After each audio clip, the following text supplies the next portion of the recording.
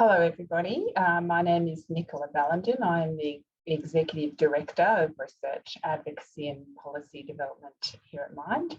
And I'm really excited to welcome you all today to this webinar on recovery colleges. To start off, I'd like to do an acknowledgement of country. So Mind acknowledges the traditional custodians of all the lands we're meeting from today, and pay our respects to elders past, present and emerging. We recognise the intergenerational impact of the history of invasion, dispossession and colonisation, and we're committed to the recognition, respect, inclusion and wellbeing of Australia's First Peoples. Here at Mind, we also do a reflection on inclusion, and we value the experience and contribution of people from all cultures, sexualities, genders, bodies, spiritualities, ages, abilities and backgrounds. We're committed to inclusion for all our clients, families and carers, employees and volunteers. So what we're going to do today is we have a few expert speakers who are going to tell you all about the development of Mind's Recovery College and the background of recovery colleges internationally. And then we're going to have a bit of a panel discussion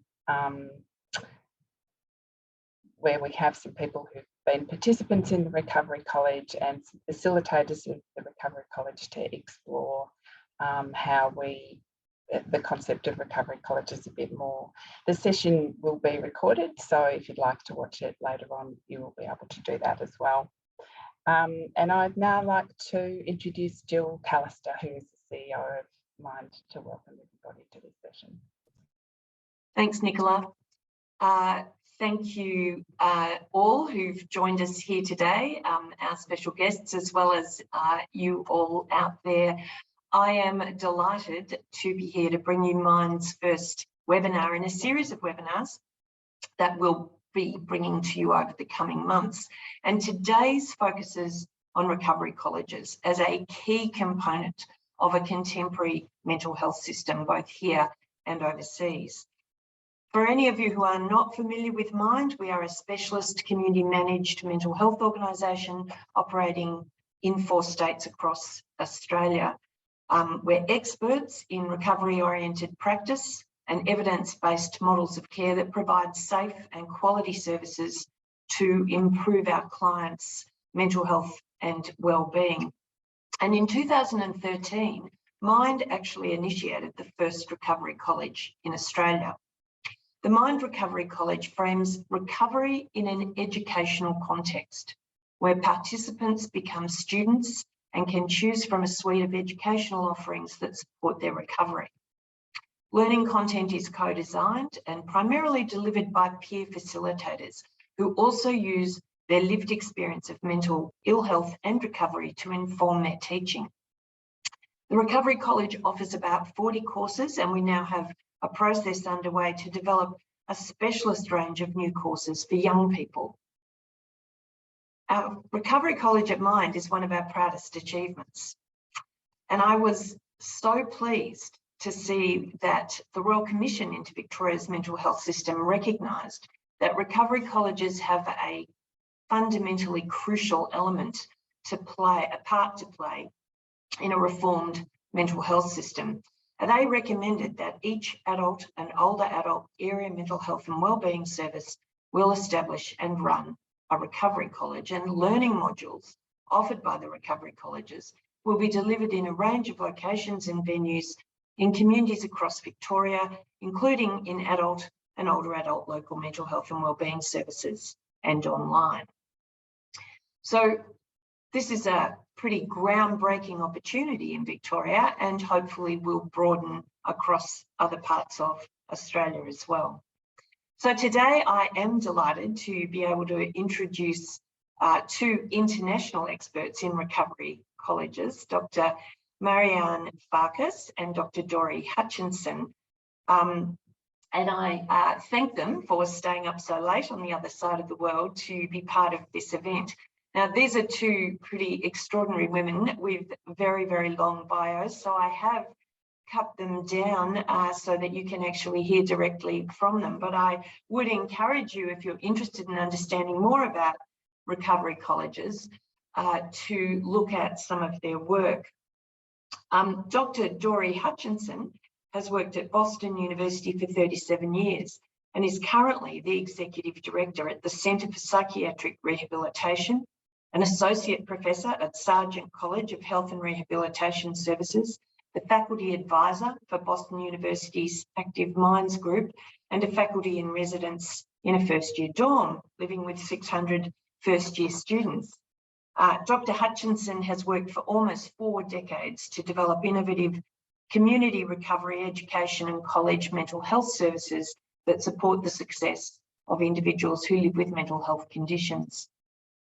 Dr. Farkas is a Professor Clinical at Sargent College of Health and Rehabilitation Sciences at Boston University.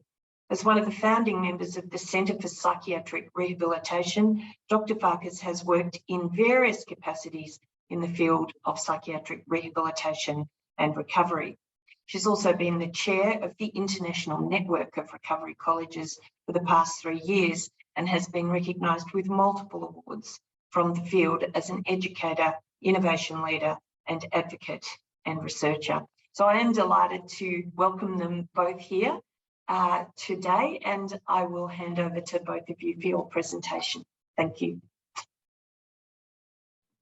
Thank you very much, Jill. I'm going to find these slides. If you give me one moment, it's always so awkward. I'll just do this. So, good afternoon, ladies and gentlemen. Thank you very much to the organizers of this event for inviting us and allowing us to come and talk to you, even if it's by means of this virtual methodology. I've had the privilege of visiting Australia and hope to do so again in the future, and did some work in Sydney and Melbourne, and that's a lot more fun than virtually, but I'm so pleased that we can connect in this way tonight or this morning, this afternoon, whatever it is at the moment. Our charge today is to give you a bit of history and of the evolution of recovery education, or recovery colleges as it's called in various parts of the world, what the basic elements are, and then to discuss the operational details and key learnings of the oldest running version of this model in the world, actually, and which is run by Dori Hutchinson at the Center for Psychiatric Rehabilitation. So I'm sure that a lot of what I'm about to say is going to be a review for many people, but I'd like to put the recovery college movement into context. So historically, mental health services, as most of you know, whether in the old long-stay psychiatric hospitals or unfortunately often even in more recent typical community-based services, focused on these kinds of outcomes: preventing hospitalization, preventing relapse, ensuring treatment adherence or compliance, and maintenance was the most that people could aspire to. As a result, our services tended to produce individuals who said this kind of thing, individuals who understood that being a good client in these types of services meant being passive and turning over the autonomy and self-authority to those providing the service. You told me to listen, comply, accept my illness, understand I have no insight and that my brain is broken, and I learned. So with this as the experience in the US, at any rate, in the 70s and 80s, we unlocked those hospital doors in residential facilities and provided, quote, freedom in people's lives. However, reforms in mental health often meant centralizing or decentralizing services, essentially just restructuring the services, moving people around, however, doing the same things we always did to serve them. The first wave of reforms in deinstitutionalization process transferred people from inpatient settings to settings outside the hospital, from beds inside to beds outside with some support. A second wave then meant moving services from bed-based services to just building-based services, if you like, from the institutional restrictions of inpatient care beds to focusing on services that were delivered in more normative settings, but still attached to some kind of physical structure. However, people turned out to be as impoverished, as marginalized, as hopeless in hospital as they were out of hospital, and mostly because they were in the community, but they were not of the community. And it took us a while to understand that real deinstitutionalization really meant changing roles, helping people go from being patients and clients to being community members, from patients to workers, to students, residents, family members, etc. So as our founder, William Anthony, said so famously, freedom in a person's life, which is what we had been focused on, is not the same as providing life in that freedom. When longitudinal studies and first-person accounts taught us finally that people could recover, we began to understand that people wanted and deserved a meaningful life, not a segregated system that fixed people, but never accepted their aspirations for a life like anyone else. So we began to understand that socializing, a spiritual life, family life, a work life, living in decent homes, having an education was as important to the people being served as it was to anyone else. So the recovery movement emerged in the early 90s to focus on this idea of helping people to promote a meaningful life as defined by them. Supported education was identified as one early path to a meaningful life. Because supported education focuses on student roles, real-world environments, and support to help people achieve their desire for credentials in education.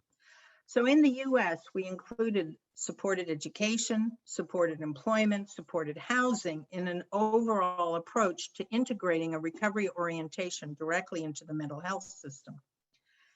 And recovery, while clearly the person's experience, could be promoted by services or not promoted by services. And we start to understand the differentiation. So recovery itself was the person's own experience, and the services surrounding that person could either contribute to their recovery or not. And so we started to talk about services organized around a person's recovery vision or definition of what a meaningful life meant to them. So, and in our systems, rehabilitation is not so much a facility-based service, but a set of techniques that help folks to choose, get, and keep the education, employment, and housing of their choice, wherever that may be. So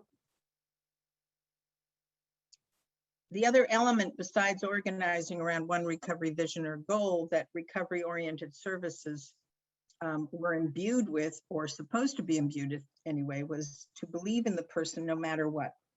Hold hope for the person, even if they can't hold that hope for themselves in the moment. So the operationalization of a recovery orientation for services started to be associated with value characteristics that could be associated with either treatment services or rehab services or case management services, more as an orientation to providing service rather than a particular service.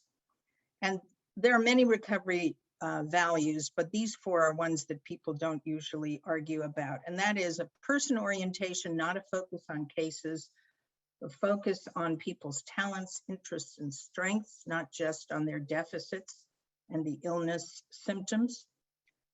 Focus on partnership instead of compliance, best summarized by the consumer survivor community as nothing about us without us. And I noticed in the Royal Commission's final report that they talk about having people with lived experience involved in designing, delivering, and evaluating services. Partnership. The value of choice rather than coercion, the right to self-determination, a focus on opportunities and activities to support fully informed decision-making, to shift that paradigm from being a passive recipient of service to an active participant in one's own life. And perhaps most important of all, the value of hope rather than helplessness, an emphasis on possibilities and aspirations rather than on maintenance. So what does this mean for recovery colleges? The concept of recovery education, meaning education that supports recovery in relation to mental health challenges through adult education, was pioneered at the Center for Psychiatric Rehabilitation, really as an evolution from the earlier ideas of supported education. A model of recovery education, which came to be called recovery colleges and sometimes called empowerment colleges, discovery centers, recovery academies, later developed in England in 2009. You're going to hear about the specifics of the recovery education program as it evolved at the center from Dori Hutchinson, the person who initiated and led this effort in its evolution. So the focus of recovery colleges or recovery education, in the UK, recovery colleges were seen as central to the development of a recovery orientation in mental health services, and countries which follow the British model are similarly focused. In the US, as I said, we integrated recovery orientation into the overall mental health system, or we tried at any rate, while keeping the focus of recovery education centers on the education system per se. Both approaches, colleges and recovery education, aimed at disrupting the historical service delivery paradigm that I described to you before. So the paradigm shift reflected in recovery colleges were further elaborated by a study that was done in 2018 about what the mechanisms of action are. That is, what are the elements that seem to be responsible for the kind of changes that one sees with the use of a recovery college model. And those seem to boil down to three things: an empowering environment, enabling different relationships, facilitating personal growth. And those mechanisms of action then evolved into a fidelity scale that had these particular elements on it, and I'm not going to go through one by one, simply to say, or suffice it to say, that many of them are cross-referenced with basic recovery values, as I mentioned before, like person-centered, progressive, strength-based, etc.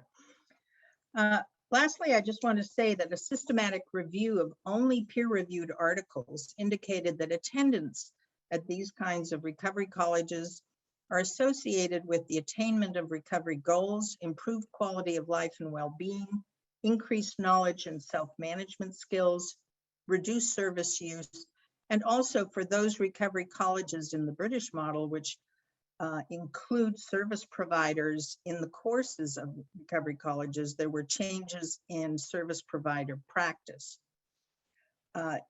It's important to say that research is only at the initial stages on these service models, and more needs to be done because most of it, at least the beginning, has been qualitative, and only very recently has it been more rigorous.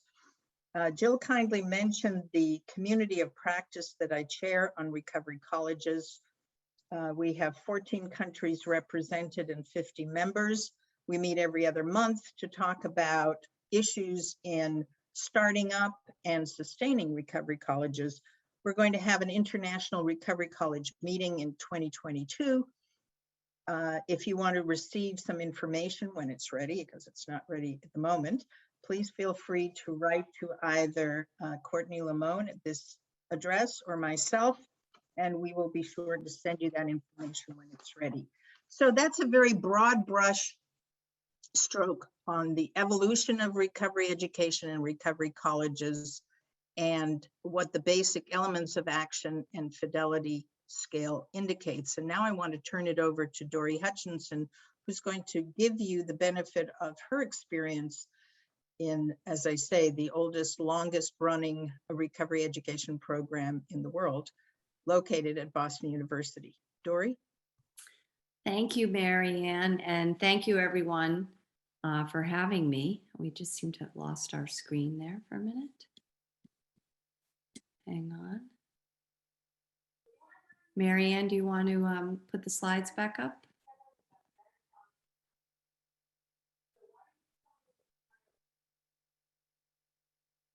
There we go.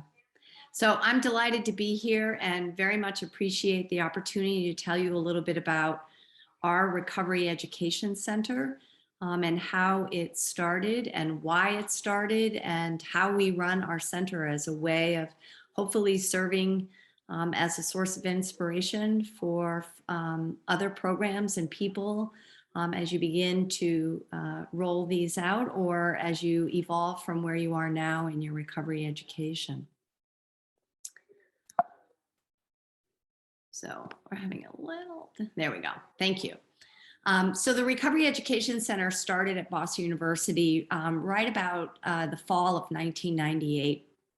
And we're located, BU is a very urban university. If you've never been to Boston, it sits right in the middle of the city with a train track running right down the middle of the campus. And it is a place that is very vibrant and very diverse. And provides lots of opportunities for people all over the campus. And as Marianne indicated in her history of sort of the disruption of supported education, we built this Recovery Education Center sort of out of the sense that there was a need for something that really empowered people to take back their lives from the system, to learn the skills and gain the knowledge and supports they needed to live the lives that they deserved, and to move beyond the labels of patient and client and consumer, and become students of their own recovery. So that was really kind of the essence of the spirit of the Recovery Education Center that we started in 1998. Marianne talked about some of the values that are really important, and I do say that these are non-negotiable and non-debatable values. And the reason for that is that when we started the Recovery Education Center, 22 years ago, and even to this day, there are people who argue with us around the fact that we are providing people with false hope, that people are too sick to come, that people can't teach classes if they haven't been trained, that their lived experience isn't valuable.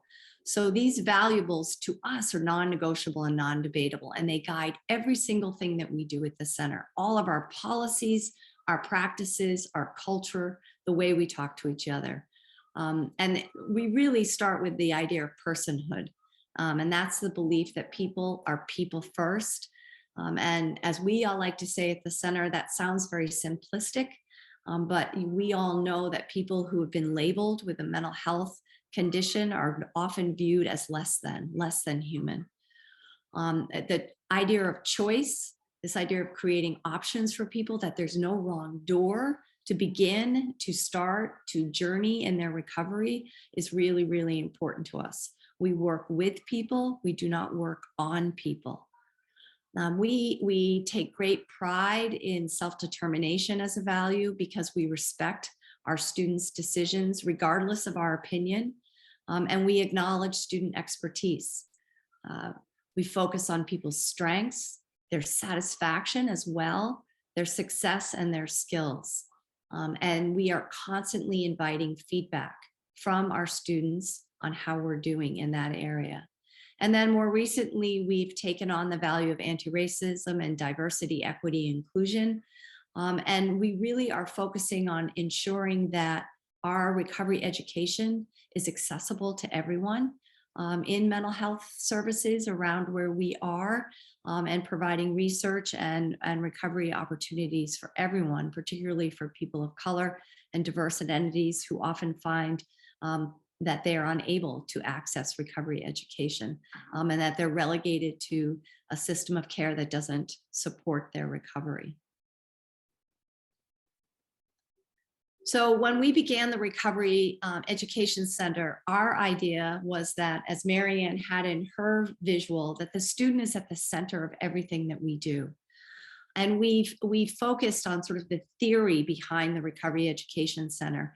And we began obviously with psychiatric rehabilitation, this idea that people want and need critical skills and supports to live in a life that they desire and a role that they desire in order to live with success and satisfaction. We also took a look at readiness to change theory, because we saw so many services in the mental health system in the United States that were being provided to people who were mismatched with those services.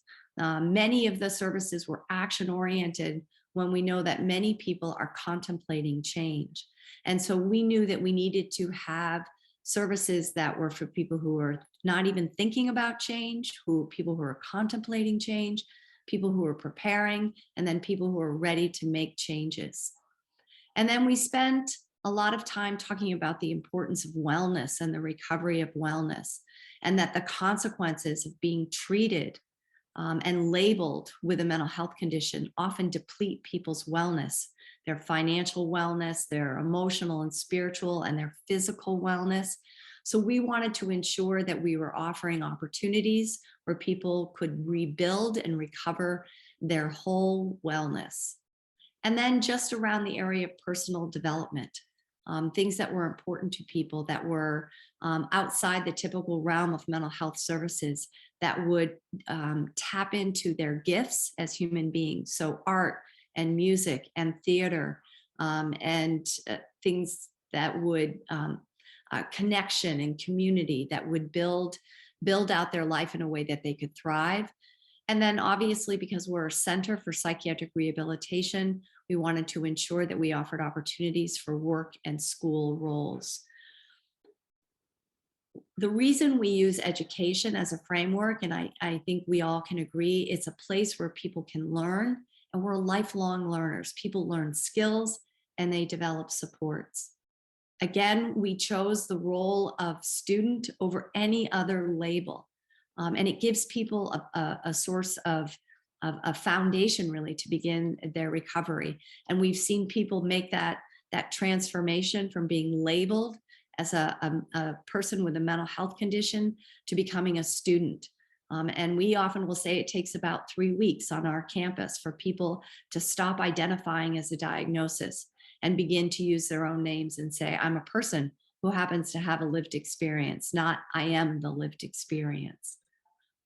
We also recognize and really respect that recovery is an individualized process and that one size does not fit all. And so that there is no wrong door. We weren't going to tell people what they needed to take. We weren't going to tell people they weren't ready to come to our recovery education center. So all of these theories crosswalk with one another in a way that helped us build out what it would actually look like as a recovery education center. So a quick overview of what we do at our Recovery Education Center. So we've been doing this at the center in our services division for 37 years. All of our services have always been delivered as courses and classes. We've never had groups. We've never had individualized services that were therapy or treatment. All of our policies, therefore, are seen through an educational lens. And the best story I can give about that is when we began the Recovery Education Center's, computers were just becoming available to all of us individually. And there was a real digital divide for people who lived with serious mental illnesses. And we were able to secure a grant from IBM to build a computer room in our Recovery Education Center. And we have 18 beautiful computers. And we began teaching computer classes to eliminate that digital divide, to give people access to the internet and the world. And immediately we had people who began, exploring places on the internet around social groups and even pornography. And we had service providers and families and staff themselves who would say, we can't allow them to be on the internet. And we went back and we looked at educational policies, and the educational policy puts the power of choice in a student's hand. And we say, these are your rights and these are your responsibilities. We want this to be a safe educational environment for everyone. And we're going to ask that you do not visit those sites when you're on these computers. And people follow the rules. They have rights and they have responsibilities in a way that when they know they're being respected as adults. As I mentioned, we offer classes that are aimed at a range of readiness needs. So we provide information. We also do attitude education. We teach people about recovery. Here it is 2021, and we still have people coming into our services who haven't heard about recovery. We provide skill classes. We provide classes where people develop communities of support, all in the spirit of assuming more valued roles that they are choosing. Again, people are students. We serve between 150 and 170 people a semester between the ages of probably 18 and 70 now.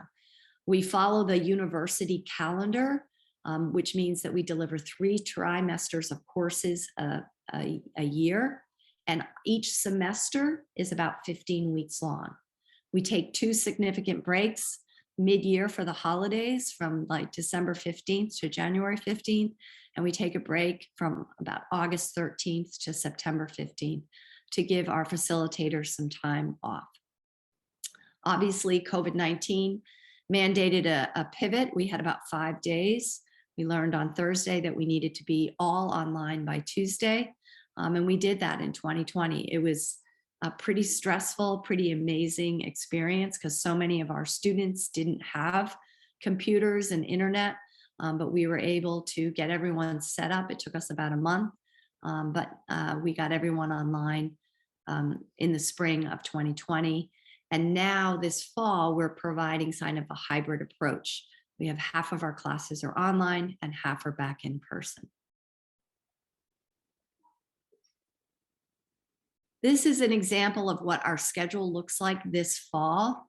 You can see that the courses that we offer in pink are online. We also have classes that are in green are in person. We have a variety of different types of classes. You can see we have things like breathing from freedom, for freedom from anxiety. We have recovery support. We have laughter yoga. We have open mic. We have storytelling. We've advanced Reiki, spirituality for recovery and resiliency, goal setting the smart way, Tai Chi, tech support for computers, a happiness course, the history of rock and roll, chess for beginners, lucid dreaming and interpretation, and we have career planning. We have a book club. All of these courses are co-facilitated by people with lived experiences. We also have interns who come to the university to learn about our center, and they participate as well. We always have at least 2 people running a class. And we do that for a variety of reasons. One, we know that sometimes people will struggle during class because we have no regulations on how well someone has to be. So we always have someone who's available to sit next to someone in person if they're distressed, or walk out of the building with them, while someone else can continue to facilitate the class. Here are some examples of classes that we've taught at the center. I'm not going to go through all of them, but you can see that they cover the 8 domains of wellness: work and education and physical health, spiritual health, financial health. There's a lot of peer support. There's a lot of art. There's GED prep, which is our, for folks who don't finish their high school education, they can come back and do that. We talk about sexuality and intimacy. We do a class that's really very favorite of people's called Kindred Spirits, where we talk about the role of animals in helping us to heal. And people can bring some of their animals to class. We also have 2 therapeutic dogs on staff as well, who help teach that class.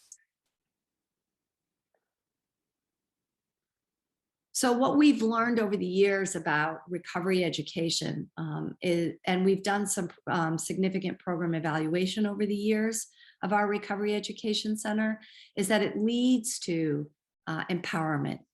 It leads to role changes. People move from being a student to a co-facilitator, to leaving and going back to college and then getting out of college and getting a job. People who go from being lonely to getting married. We had one of our co-facilitators just got married and he's 63 for the first time last week. So we know that people make role changes. We also know that when people get involved in recovery education, they use less services as usual. So they stop needing to go to day treatment programs and using case management as much. They're using more community-based services that they want and need. People have a greater sense of community. We see improved physical health outcomes as well as emotional health outcomes. And we see increased functioning and satisfaction in their roles.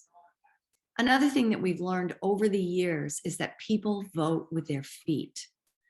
So this, what I mean by this is that people come to the classes that meet their needs. So what we do every semester, and we're doing it right now, about 8 weeks into the semester, I charge all of our facilitators to go back to their classes and ask the students what it is that you need.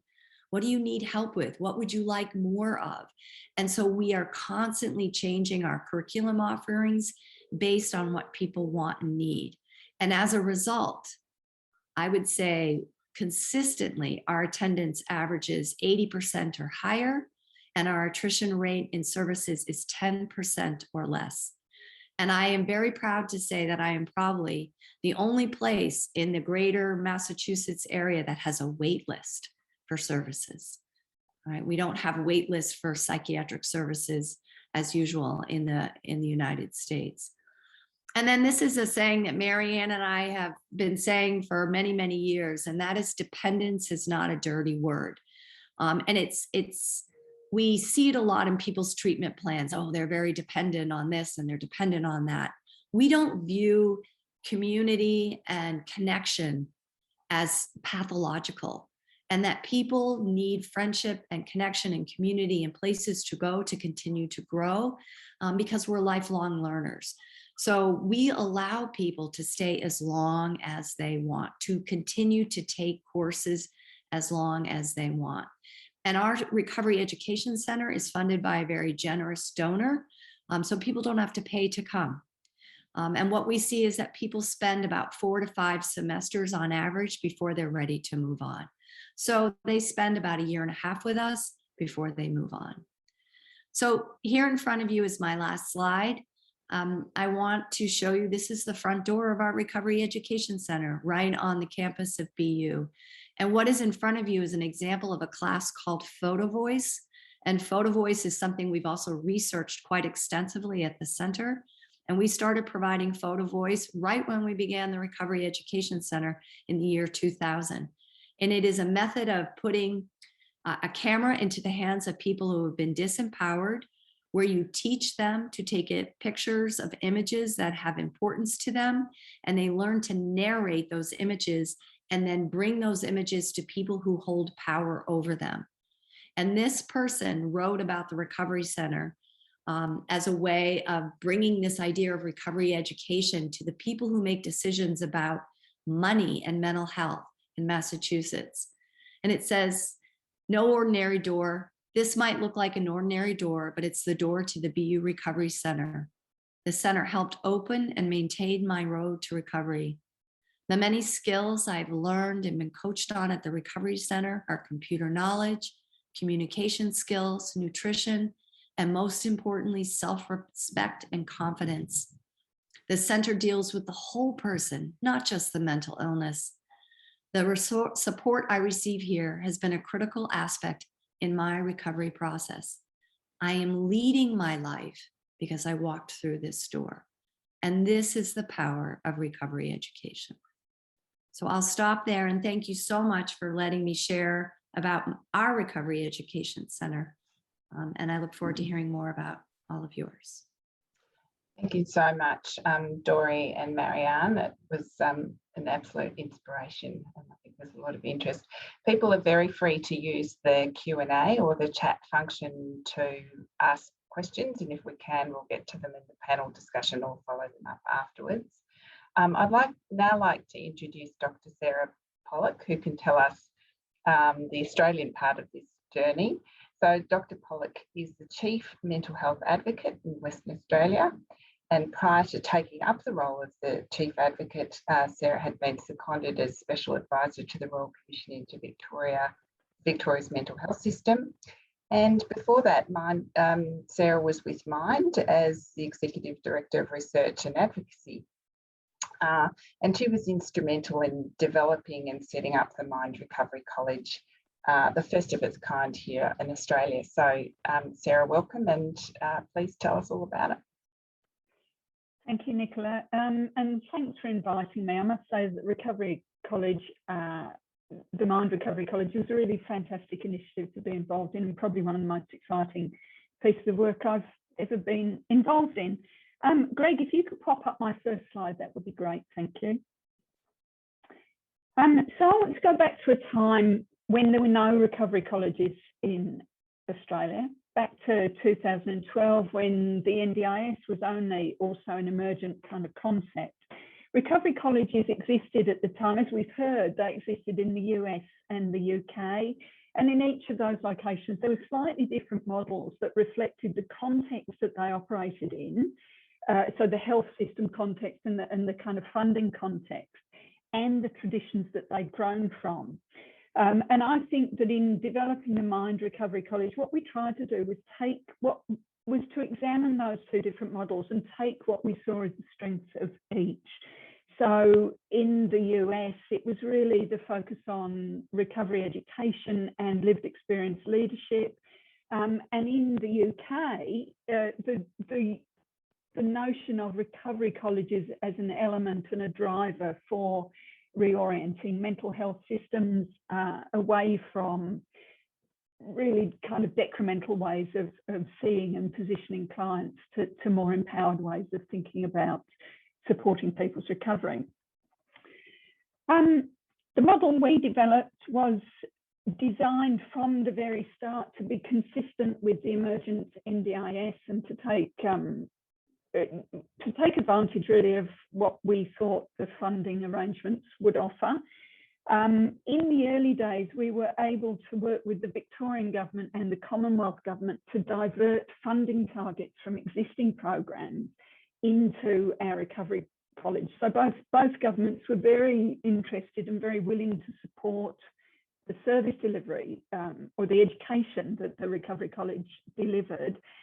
We're also lucky to get a couple of philanthropic grants to help with the development. So one from the Lord Mayor's Charitable Foundation and the other from the Helen McPherson Smith Trust. Greg, if we can go to the next slide, please.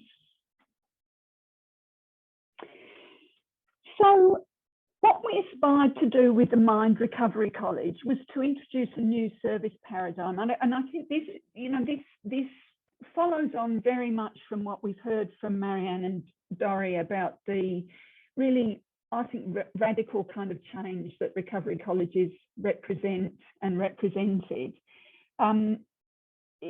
So for us, when we were developing this way back in 2012, 2013, for us, the Recovery College was a whole new way of supporting recovery and citizenship, and bringing that not only to Mind, but into the mental health landscape in Australia. So back in 2012, mental health services were still largely conceptualised as interventions that were delivered by professionals who were trained clinicians and practitioners, the holders of knowledge, the holders of wisdom, the holders of expert practices. And they delivered these interventions to people who we call clients or consumers who had some kind of problem or deficit that the professional would fix. The Recovery College sought to change that way of thinking and to really tackle head on and quite overtly these sedimented power relationships that placed consumers in really disempowered positions with limited control over what would work to support their recovery. The Recovery College that we developed drew on three major knowledge bases. The first of that was health equity and human rights. The second was co-production and lived experience as a way of knowing, as well as lived experience roles or roles held by people with lived experience. And the third was adult learning principles and the pedagogy of how adults develop new skills and knowledge. These were applied to the question of what does it mean to live well with or without symptoms of what is so-called mental illness. Specifically, we designed the Recovery College as an alternative to the expert professional knowledge of the expert professional model of service delivery. It was co-produced from the very start. So the very, very early conversations before the very first concept paper that we put to the board involved myself. My background at the time was probably strongest in education and also co-production of service development. A colleague of mine who was one of our consumer consultants and peer educators, and somebody with mental health expertise that differed to lived experience mental health expertise. And we worked together through the initial design and the early development, and the team that we put together to do the development also brought together those three skill sets. From the very start, we talked about consumers as students or as teachers or both, and intentionally moved away from this client professional dyad or client professional binary. We drew on educational theory and we combined that with both lived and learned experience of mental health, and people's recovery was supported by the acquisition of skills and knowledge directed by the learner themselves. And through this, we built a model that we hoped would support recovery and citizenship. Greg, can you go to the next slide, please? So this led to a model with specific features, and you can see those on the slide in front of you. First of all, was very strong engagement with people with lived experience in development and delivery. Co-production underpinned all our activities. Secondly, the model was based on educational theory and practice. We talked about people as students, as teachers. We talked about their engagement in teaching and learning activities. In other words, we used the language and practices of education to formulate the college. And a lot of the structures and processes that we put in place were those that you find in adult education settings. We had a curriculum. This evolved over time to contain different categories of courses, so different streams of courses. We had individual learning plans that allowed students to design their own curriculum against their needs as they determined them. We had learning support advisors with combined education and mental health expertise, and they guided students in setting their goals, in selecting their courses and tracking their progress over time. The learning support educators at that time were all peer educators. And our governance arrangements, so policy and procedure, really reflected educational environment. So they accommodated, as well as accommodating specific needs for the student cohort. So we had things like quality assurance and curriculum development processes, but we also had a very clear focus on inclusion and on safety and on well-being, actually while people were in class and engaging with the college. In the early days, we also set up partnerships to really extend the reach of the college and extend its capabilities in each of the locations that we were operating in. So in the very early days, we operated in metropolitan Melbourne and in Wangaratta in rural Victoria. And in the sort of second stage, we also started operating in South Australia. So, you know, we knew from the very start that the Australian geography just doesn't allow you to operate out of one location. I don't think we were ready at that time for a fully scaled up online version. So we really did have to think about how we could run a model that would operate in different locations and actually contextualised to those locations. And the final part of our model was that we had an integrated research and evaluation program from the very start, led by Lisa Brophy, who's on the panel, and that, like every other aspect of the college, involved people with lived experience as well as others. Next slide, please, Greg. And so my last slide is really my sort of reflections on, reflections nearly 10 years later on some of the challenges and some of the challenges of setting up a brand new service model, and what I think those people who are interested in setting up a recovery college, some of the challenges that I think are worth thinking about right in the early stage. It took longer than anticipated to build. I think the challenge here, or the tension here, is the extent to which you impose a structure, given there are existing recovery colleges and it is possible to sort of take an off-shelf model and say, okay, this is what we're going to do. To what extent do you want to impose an existing model or an existing concept, or allow it to evolve? I think we needed to manage tensions between people and paradigms. So when you bring together people with lived experience, people with learned experience, people from mental health, people from education, they see things, they think about things, they practice in different ways. I think that's healthy. And I think those are the conflicts and tensions that need to be welcomed and embraced.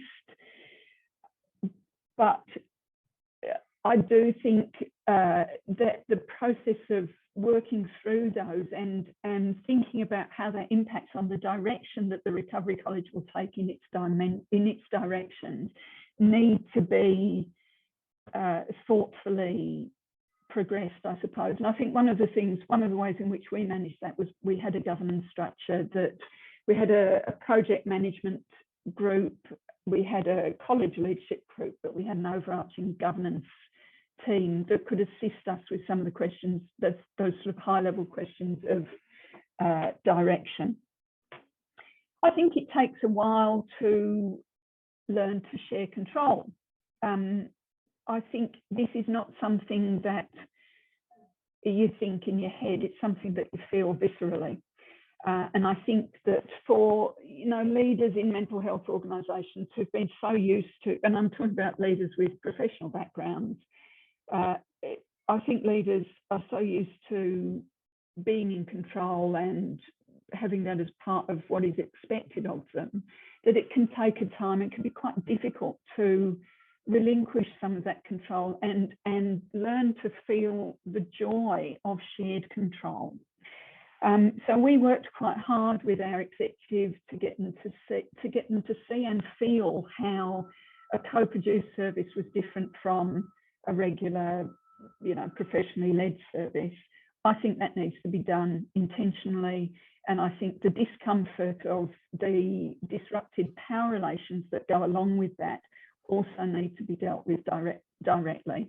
The discomfort of upsetting sedimented power relationships need to be something that's talked about. I think there was an ongoing tension about the extent to which it was co-produced or consumer-led. I think that's a healthy tension, but a consumer-led model will take you down a different pathway to a co-produced model. And I think the final challenge was, how do you balance local adaptation with fidelity to some core principles and practices? And Dori, I was really interested when you talked about the unmovability from the core values. And I think that's, on reflection this morning, I think that's probably the key for me. You can allow a lot of local adaptation to local context, especially when you're working across state boundaries, where there are differences in programming, there are differences in funding, and there are certainly demographic differences. So you can allow quite a big degree of local adaptation if you have articulated your core values and you stick to those. And I would say our core values return to what's embedded in those three knowledge bases: human rights, co-production, adult education. That's it for me, and thank you once again. Hello everyone, and thanks for joining us again for the panel discussion in relation to our webinar on recovery colleges. I'm delighted to welcome Marianne Farkas, who is the chair of the International Network of Recovery Colleges at Boston University, and also Dori Hutchinson, who is the executive director of the Centre for Psychiatric Rehabilitation and Director of Services at the Recovery Education Centre at Boston University. I'm also delighted to welcome Graham Lucas, who is has been a student of the Mind Recovery College and has been able to use the Mind Recovery College to improve his understanding of his own recovery and his ability to manage it. I'm also pleased to welcome Professor Lisa Brophy. Lisa is a professor and discipline lead in social work and social policy at La Trobe University and has done a lot of research focusing on, amongst other things, recovery from psychosocial disability, and has also evaluated various recovery colleges and is also part of the International Network of Recovery Colleges. And finally, I'd like to welcome Christy Bull. Christy is a recovery college facilitator and peer worker at Mind's group-based recovery support program in Queensland, and she holds a Bachelor of Psychological Sciences. So welcome again to our panel. The first question today is for Graham, and we've heard in the webinar, Graham, how the Recovery College really reframes the whole experience of getting a mental health service into more of an education type of paradigm. Can you tell us what that meant to you in learning about your recovery? Thanks, Nicola. It was a really important opportunity for me to learn more around my mental illnesses. So this was information I gathered on top of what would have been the customary medical model of going to my psychiatrist, going to my psychologist, and also going to other support individuals. As far as the Recovery College is concerned, I learnt so much by being in the company of consumers and carers. And I do want to emphasise the importance of carers for me to get learnings around that I can include in my own individual circumstances with my family. So the setting for the Recovery College is completely distinct from what goes on within the medical model. So as I said, having the opportunity to be in the company of consumers of mental health services meant so much for me, because up until that point, I pretty much thought I was the only one that was experiencing these range of mental illnesses that I did have. So to be in their company, to hear about their experiences, to hear about the things that they have in their own personal lifestyles was very significant to me. The other point I want to include is the role of the facilitators within the Recovery College. I was very fortunate to have two facilitators that were just so genuine in terms of their connection with all of the students. They were particularly patient in trying to guide people to feel comfortable within the group. So I'll always be in debt to the Recovery College for the facilitators that I was able to access. Right, thank you. Thanks so much.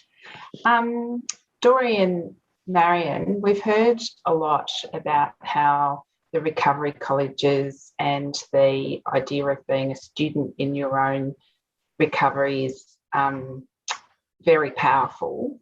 But can the Recovery College actually be a stepping stone to other educational and employment opportunities, and how might you facilitate that? Dori, I'll let you answer that first. I might have a few words at the end. Okay, great. That's an excellent question. I think that we've learned over these years that the recovery college that we've been running, our recovery center, is definitely a place where people develop readiness to go to work and to go back to school. Part of it is the structure of having to come, show up, take classes, take notes. The content of the classes are related to, many of them are related to different phases of choosing, getting, and keeping work. So the content is really relevant. We also provide in our recovery education center vocational peer support. So people who are looking to go back to work are, as Graham was saying, are sitting together and talking and sharing strategies and supporting one another. And then I think what we've learned over time too is that in terms of the experience of being in an educational environment, that it has very strong cognitive remediation effects, and that people who've been in psychiatric institutions or been taking a lot of medications, they've been out of work, they've been out of school, they haven't had the opportunity or even felt ready to start reading again and following instructions and being able to do those sorts of cognitive tasks. And they find that the practice of being in the Recovery Education Center helps them prepare for their next step, whether that be going back to school or going to work. Now, I think the only thing I'd add to that, just very quickly, and it might be self-evident, that one of the strengths of the recovery college, we use those terms somewhat interchangeably, is the voluntary nature of the program. People come there because they want to come, they want to apply.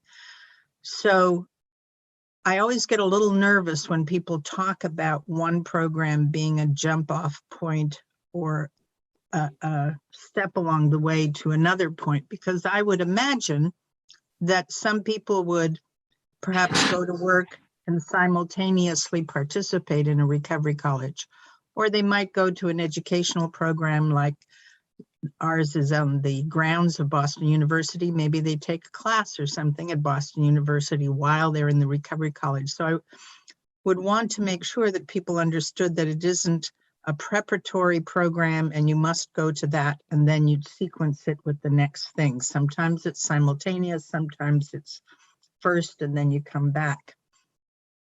Yeah, excellent point, Marianne, because that's exactly what happens. Different people do different things. Thank you. Lisa, the next question is for you. So you've done quite a lot of research looking at the evidence to support recovery colleges. What have you learnt?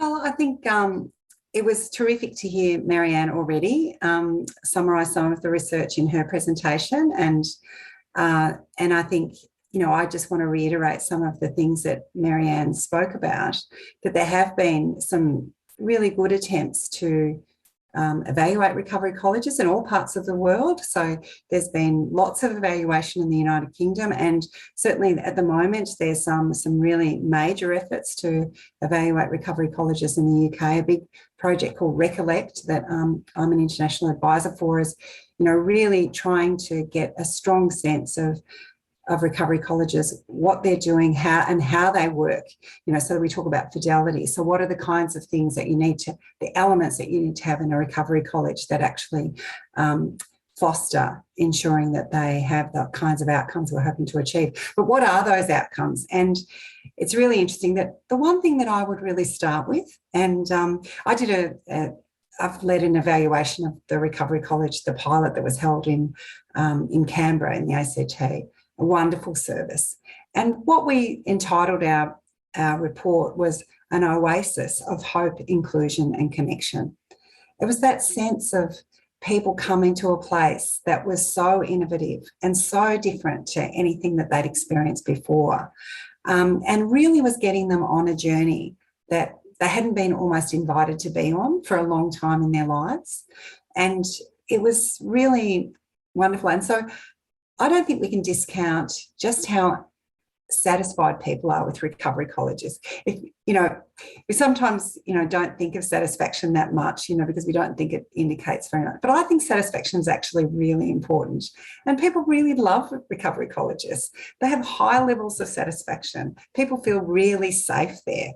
And this idea of a stepping stone, and I think Marianne has made a really, really important comment about the idea that we're not in some neoliberal kind of situation where saying, right, you've got to go to the recovery college and then you've got to demonstrate this and off you go.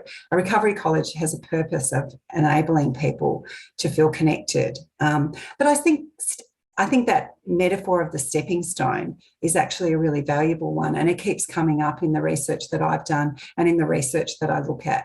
So this sort of idea of a stepping stone that enables people to start thinking about taking up other opportunities for work or education, or even just, flourishing more in the community through being perhaps a volunteer or more confident about other roles that they have.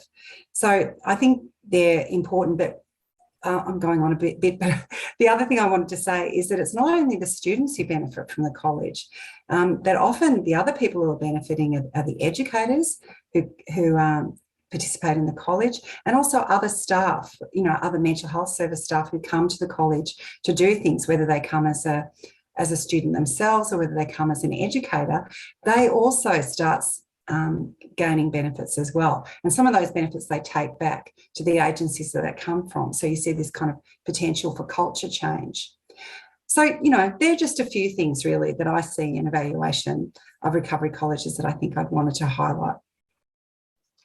Thanks so much, Lisa. That's great. And you've set up the next question beautifully, which is for Christy.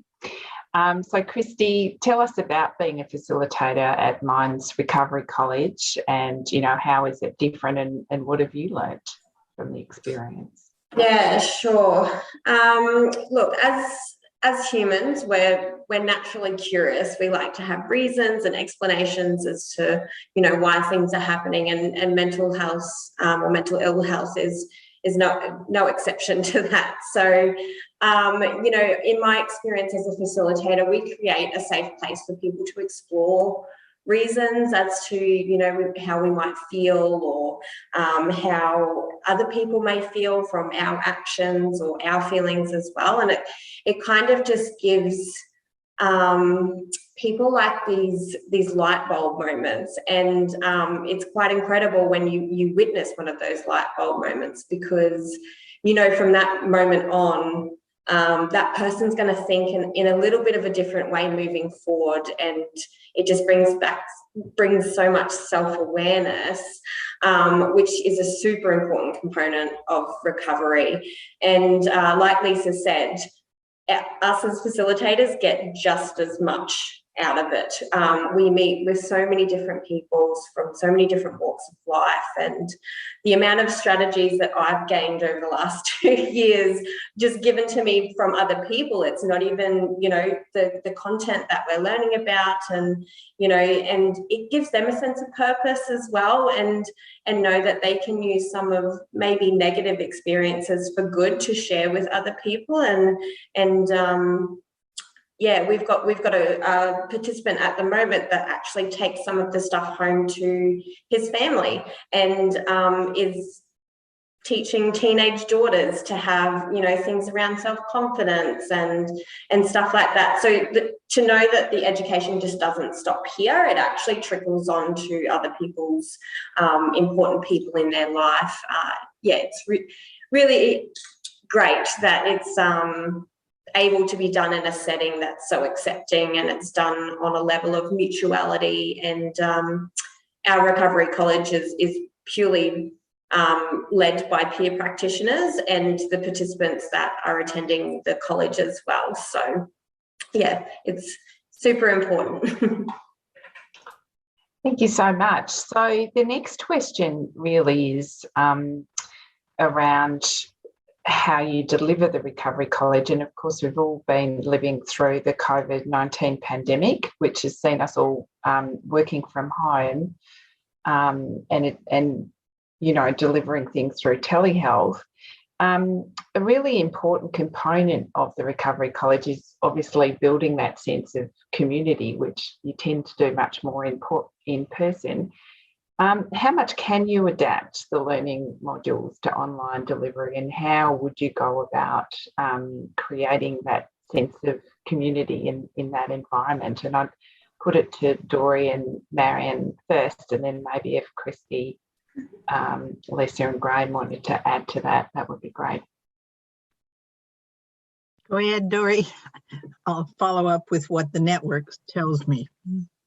So we had about 5 days to make that transition from all in person, and to your point, Lisa, a beloved community where people came and felt welcomed and safe, and coffee and music and all of that. And we pivoted to online, and I think we were very concerned that folks wouldn't be able to do it and wouldn't want to do it. But then as the pandemic stretched out over so many months, and we really had 2 people pretty much working almost full time, and we getting computers to people, because not everyone had access to an online learning opportunity. They didn't have computers or internet, and we were able to make arrangements for that. But it took us about 2.5 months.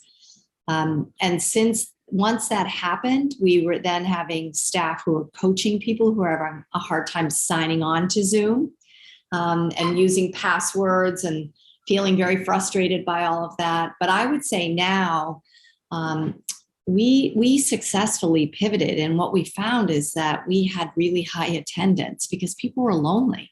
They were living by themselves in apartments, and we changed our courses are usually an hour and a half long, and we went to 45 minutes to an hour instead, because people were getting Zoom fatigue. But a lot of people who were unable to come in for multiple classes now could take those multiple classes in their home. And the instructors did a great job. We had some training around how to do breakout rooms to make for more intimate conversations. And we had instructors who learned how to, do their music and their art. And we did cooking classes where, so we kind of learned together, but we were able to do it, and people really liked it. Now, when we're coming back to in person, there are still a number of people who feel very afraid to come back. So we've gone half and half, and they like the online. It makes them feel safer. And they feel like, our facilitators are very good at engaging every single person on the screen, so people feel heard and seen. Yeah. So just following up on that, Dori, we had a conversation, and so the network that I chair has 44 countries involved, and some of them are active and some of them lurk.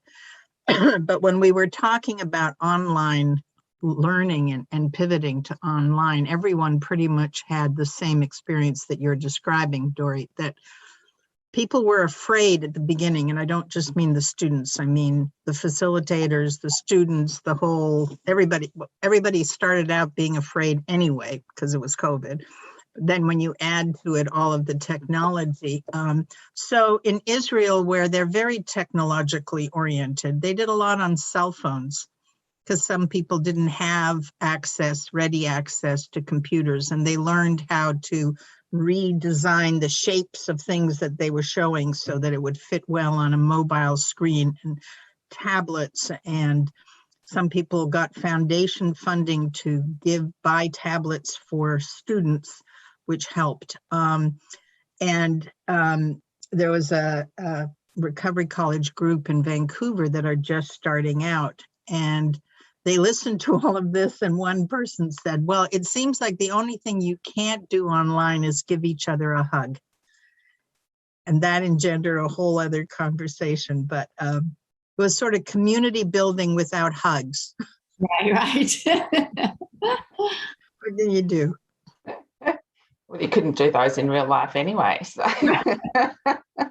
That's right. You could do an elbow bump at least, but Lisa, but people learn to shift what they mean by community from, having to be a presence to being, as Dori said, really being able to listen and interact with each other as strongly as they ever did. Lisa, did you have Yeah. anything to Yeah, add? well, the evaluation that we did of the ACT Recovery College pilot, we did the whole thing while, you know, all on Zoom. We never went there. It was so sad. But in a way, we really felt connected to people. We were able to, you know, do our interviews and focus groups and meet with our co-design group and all through Zoom. But one of the things that I think we've learned, and I think Dori and Marianne are saying this as well, is that some people actually do feel very safe in the online environment. They like being in their own homes. They don't have to travel. There are lots of impediments maybe for some people that are actually removed in the online environment, and we've learned a lot about that. But then for some people there's no substitute for face-to-face either.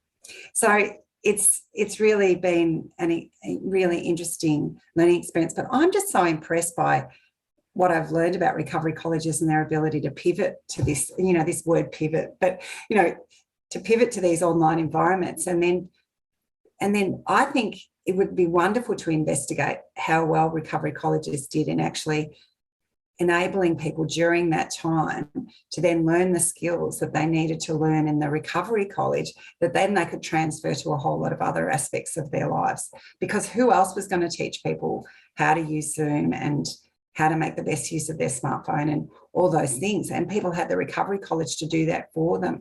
And I'm sure that there were so many people who were so grateful for that. And, you know, as we were all struggling through and learning how to do it.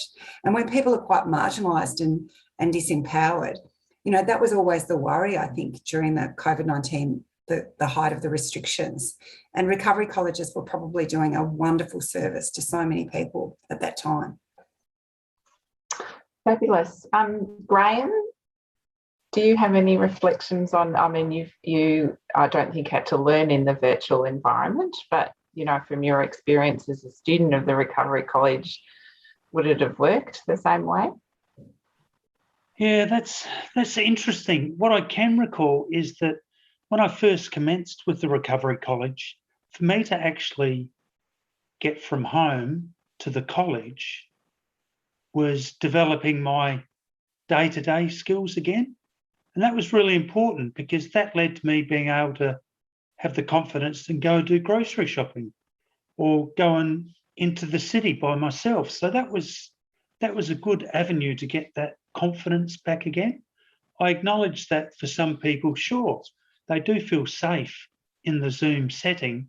For me, I would have missed out on having that face-to-face with other peers in the college and to be able to develop a conversation with them outside of that mind session. So, yeah, and that was not just with consumers, that was also with carers. So I don't know exactly the extent of the opportunity within the Zoom session. I understand the reason for it, but I think we need to be aware that those other opportunities would not necessarily be available to consumers and carers. Fantastic. Christy, did you have any reflections on the virtual versus real life options? Yeah, so we actually found out, so I'm actually in Queensland in Australia, and I think our longest lockdown was like 6 weeks and we've only had one, so we were quite fortunate, but we actually found out we couldn't do face-to-face in the middle of a group session, and you could just see the panic go over the participants and students' face and be like, so what are we going to do? So I actually was the only peer worker at the time with the capability of working from home. So I single-handedly started doing up documents with all the courseware and, you know, writing bits of my own lived experience in there as well to kind of feel like we were connecting on that level. And a lot of our people didn't have access to internet or computers. So we were actually mailing out stuff for them and then just catching up with them on the phone. Or, you know, if their outreach worker or case manager or whatever wanted to call in and, you know, ask questions about the material, then that's how we sort of stayed connected. I totally agree with Graham. The face-to-face element is it's a different level of connection. I think there is definitely a space for the online component, and we still use that today for people who are finding it a bit challenging to be in a group, or it's a good way to maybe ease them into coming into the college. So we still have that option there. We just use it in a gentle way to introduce face-to-face, or if they just had one course that they really wanted to do, you know, we would engage them in that way, and if that worked for them. So it's a good thing about the recovery colleges is, you know, our setting is very, very adaptable and flexible, and any way to get that education out there, we'll kind of adapt to. Fabulous. Thank you so much, Christy, and thank you so much to the rest of the panel for joining us today. So obviously, you know, a really key feature of these recovery colleges is moving recovery into an educational paradigm, and it moves people who are experiencing the challenges of mental ill health from being a passive recipient to having much more of an understanding of and control and autonomy over their own recovery. And the lived experience components and the community building components are so important, I think, in building agency and hope. And we've heard from Lisa that the evidence is emerging, but it's really positive. And there are so many ways that we can think about how the Recovery College can be adapted for different groups and different recovery goals and different forums and different ways of delivery. So here in Victoria, we were delighted to see that the recovery colleges have received attention in our Victorian Royal Commission recommendations, and we're keen to work with anyone who's watching the webinar or the panel session to work in partnership around implementation. And in a moment, we'll put up a slide for a contact for further information, but right now I'd just like to thank the participants very much for participating today. Thank you. Thank you very much for having us. Thank you. Thanks.